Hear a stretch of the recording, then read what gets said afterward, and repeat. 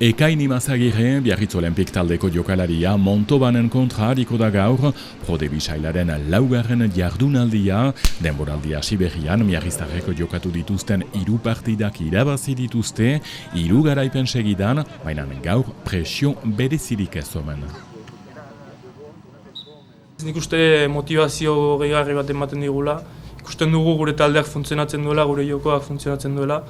Beraz, gure ustez hori motivazio gisa hartzen dugu eta Biarritz Olimpik taldea berriturik agertu da aurten, jokalari berri ainitzekin, 21 urteko Beasainarrarentzat 6. urtea da, bere ustez denak gogotsu daude. Oso dinamika honean dago taldea eta zelaian ikusten da ez, partidaz partida gauzak hobetzen goaz, gure artean lotura sortzen goaz eta egia esan plazer bada hemen Agileran eta kanpoan jokatzea talde honekin.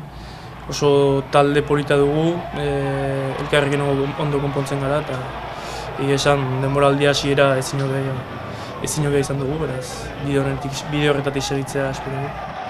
Eta gainerat, Lapurdin dabilen Gipuzkoarrak 2026 arte segituko dugutienez Xurigorriekin.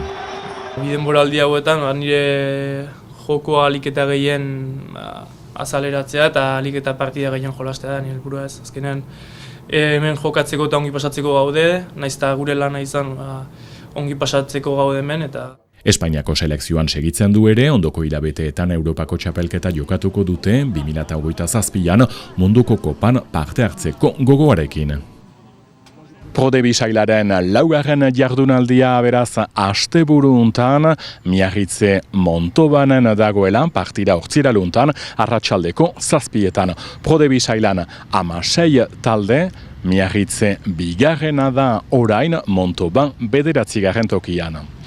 Eta gaur 8 miarriztarrek Grenoble hartuko dute etxean, hemen Agilera kiroltzela juntan.